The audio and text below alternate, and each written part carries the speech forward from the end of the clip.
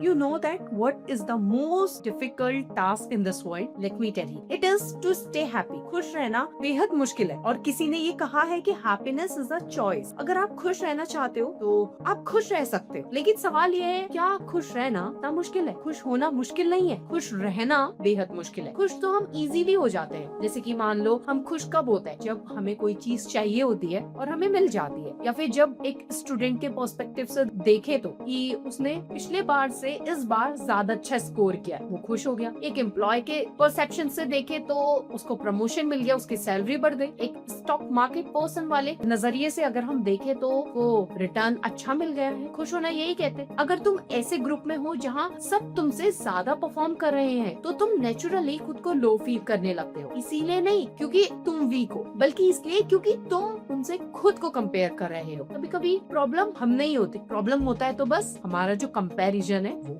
आप खुश हो जाते हो, लेकिन ये खुशी कब तक रहेगी? जैसे ही आपको पता चलता है कि आपके फ्रेंड के मार्क्स आपसे ज्यादा आ गए हैं, या किसी और को आपसे ज्यादा डबल प्रमोशन मिल गया है, या आपको 20% रिटर्न मिला और सामने वाले को 25% मिल गया है, वहीं आपकी जो हैप्पीनेस का ग्राफ होता है वो गिर जाता है। अब Why does this happen? क्योंकि ह्यूमन बीइंग के रूप में हमें सिर्फ अच्छा होना काफी है नहीं लगता। हमें अच्छा लगता है जब हम सुपीरियर फील करते हैं। सिर्फ मैं अच्छा हूँ काफी नहीं होता, मैं ग्रुप में सबसे ज्यादा अच्छा हूँ ये ज्यादा पावरफुल लगता है। फिर क्या होता है? ये सवाल पूछा तो ना, अब बताते। ईगो हर्ट होता है, कंपैरिजन आता है, और जैसे ही कंपैरिजन आता है वैसे आप धीरे धीरे अनहैप्पी हो जाते हो। सिर्फ आप ही नहीं, आपके आसपास के लोग ही अनहैप्पी हो जाते हैं। एग्जाम्पल ले लो, लास्ट ईयर आप क्लास 10th में तो आपके आए 80%, और इस साल यानी कि जब आप 12th में हो तो आपके आए हैं 90%। पेरेंट्स खुश हैं, आप खुश हो, लेकिन जब के फ्रेंड के 95% आ गए हैं, सबके साथ नहीं होता बट हाँ कई सारे लोगों के साथ होता है कि उनको बुरा लगने लग जाता है, और इसी को कहते हैं जेलेसी। सच ये है कि ये प्रॉब्लम ना फिर रिसोर्सेस का है ना कि एबिलिटीज का, बल्कि हर पॉइंट के लाइफ में किसी ना किसी को बेटर तो पाओगे ही और किसी से कम भी। कई बार होता है दुनिया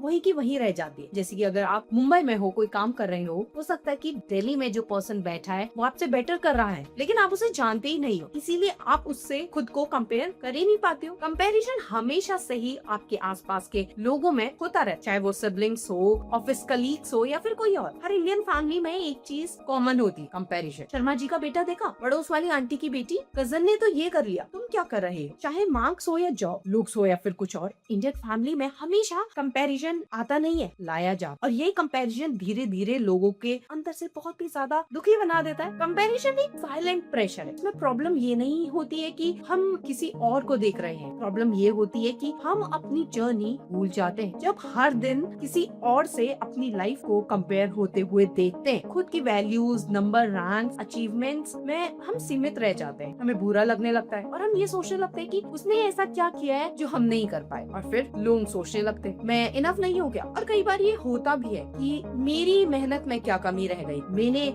किस चीज को नहीं किया, और यहीं से हैप्पीनेस स्टार्ट होती है। और ये सब सवाल हर बच्चे के मन में चल रहा होता है। तारे ज़मीन पे मूवी देखी है ना? मैंने भी देखी। तो उस मूवी में आपने ईशान नाम के कैरेक्टर को देखा होगा, और आपको याद भी होगा अगर आपने मूवी देखी है तो इस मूवी में ये बताया गया है कि उसको सिर्फ पढ़ाई का इशू नहीं था, का इशू ये था कि कांस्टेंट कंपैरिजन। भाई तो टॉपर है, तुम क्यों नहीं हो? दूसरे बच्चे कर लेते हैं, तुम क्यों नहीं कर पाते हो? किसी ने ये नहीं पूछा कि ईशान अलग क्यों है, उसका टैलेंट क्या है। कंपैरिजन ने उसका जो कॉन्फिडेंस है उसको तोड़ दिया था, उसके कॉन्फिडेंस को चकनाचूर कर दिया था। और जो कि एक ब्राइट क्रिएटिव बच्चा था, उसने खुद को ये समझा था कि मैं तो कुछ कर ही नहीं सकता, मैं तो एक फेलियर हूँ। कंपैरिजन हमेशा से ही अपने ऊपर वालों से होता है, कभी नीचे वालों से होता ही नहीं है। इसलिए जीतने के बाद भी सुकून नहीं मिलता है, क्योंकि हमेशा कोई ना कोई आपको बेटर तो मिलेगा ही मिलेगा, और जब सुकून चला जाता है तो सक्सेस भी खाली लगने लगती है। सच ये है कि हर इंसान की जिंदगी, उसका पेस, उसका पोटेंशियल बिल्कुल अलग होता है। आप, मैं, मेरे कलीग, हर कोई अलग है। जरूरी नहीं है कि जो इन्वायरमेंट मुझे मिला है वो सामने वाले पर्सन को भी मिला हो। हर कोई एक जैसे तरीके से ग्रो नहीं करता। कोई पढ़ाई में शाइन करता है, कोई क्रिएटिविटी में, कोई इमोशन के साथ, कोई लीडरशिप में बेटर करता है, कोई प्रैक्टिकल लाइफ में। और इसीलिए जब हम अपने अपने आप को अपने भाई बहन या फिर किसी और से कंपेयर करते हैं तो हम ये भूल जाते हैं कि हम सब एक ही रेस में नहीं दौड़ रहे हैं। हर इंसान अपनी अपनी अलग जर्नी को परफॉर्म कर रहा है, हर किसी का अलग अलग टाइमिंग है। कंपैरिजन इंप्रूवमेंट कम लाता है लेकिन सेल्फ डाउट सबसे ज्यादा। और धीरे धीरे जो हमारा लेवल है, हमारी जो हैप्पीनेस है वो गिर जाती है, हमारी वैल्यू पर सवाल उठने लगता है। जबकि रियलिटी ये है कि हम किसी और के कंपटीशन में नहीं है, हम सिर्फ अपने वर्जन को बेटर बनाने की प्रोग्रेस में है। अपनी जर्नी को रिस्पेक्ट करना ही सबसे बड़ी मेच्योरिटी है, क्योंकि जब खुद को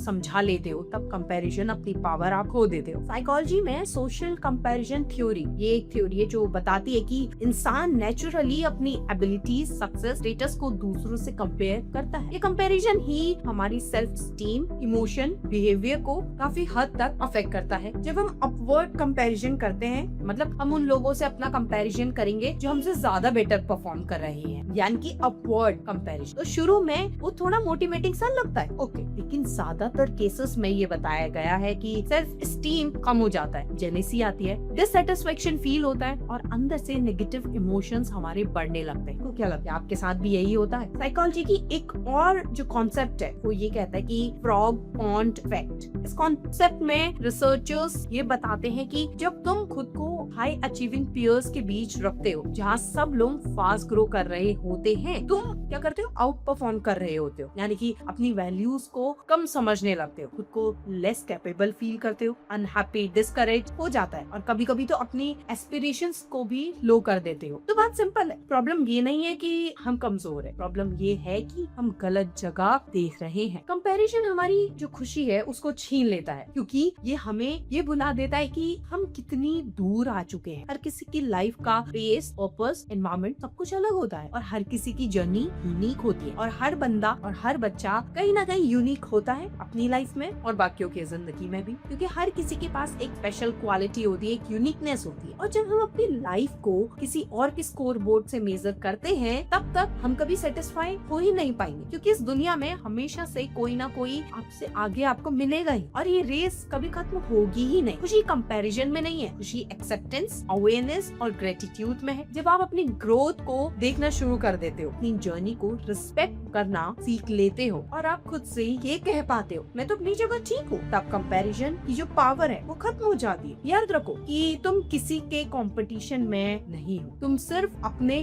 कल के वर्जन को बेटर बनाने की जर्नी में हो, जहाँ तुम प्रोग्रेस कर रहे हो कुछ अच्छा अचीव करने के लिए, आज मेहनत कर रहे हो अच्छी लाइफस्टाइल के लिए, और वही रियल सक्सेस है और वही रियल हैप्पीनेस। इसलिए खुश रहिए, मुस्कुराते रहिए और अपनी जिंदगी में आगे बढ़ते रहिए। तो आज की सीरीज में मैं थी आपके साथ अंजलि और आप देख रहे थे FPB। अगर वीडियो पसंद आई हो और रियल लगी हो तो लाइक, शेयर, सब्सक्राइब करना ना भूलेगा। दर्शकों, मिलते हैं एक और नई वीडियो के साथ, तब तक के लिए बने रहिए FPB के साथ।